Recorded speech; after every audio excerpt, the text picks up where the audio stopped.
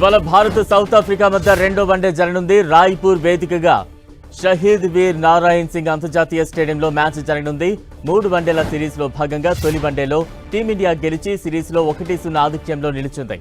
రెండో వన్డేలోనూ గెలిచి సిరీస్ కైవసం చేసుకోవాలని రాహుల్ సేన భావిస్తూ ఉంటే, మరోవైపు ఈ మ్యాచ్లో గెలిచి సిరీస్ సమం చేయాలనే పట్టుదలగా ఉంది సఫారీ టీం.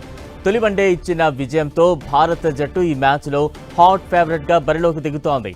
సఫారీలతో జరగనున్న రెండో వన్డే ఇద్దరు యువ క్రికెటర్లకు కీలకంగా మారనుంది. Team India opener Yashasvi Jaiswal south ఆఫ్రికాతో జరిగిన తొలి వన్డేలో విఫలమయ్యాడు. కేవలం 18 పరుగులు చేసి నిరాశపరిచాడు. ఆరంభంలో 2 4లు, సిక్సర్ కొట్టి ఇన్నింగ్స్ను ధాటిగా ఆరంభించిన జైస్వాల్ బర్గర్ బౌలింగ్లో వికెట్ కీపర్ డికాక్కు క్యాచ్ ఇచ్చి అవుట్ అయ్యాడు. గిల్ లేకపోవడంతో తుది జట్టులో ఛాన్స్ దక్కించుకున్న ఈ ముంబై యువ బ్యాటర్ తనకు వచ్చిన అవకాశాన్ని చేజార్చుకున్నాడు. జైస్వాల్ వన్డే అరంగేట్రం చేసిన తొలి వన్డేలో కూడా 15 పరుగులు చేసి విఫలమయ్యాడు. దీంతో సౌత్ ఆఫ్రికాతో జరగబోయే రెండో వన్డే జైస్వాల్కు అత్యంత కీలకం కానుంది. ఈ మ్యాచ్లో నిరూపించుకోకుంటే జైస్వాల్ బెంచ్కే పరిమితం కాక తప్పదు. మహారాష్ట్ర బ్యాటర్ రుతురాజ్ గైక్వాడ్ కూడా రెండో వన్డే అత్యంత కీలకంగా మారనుంది.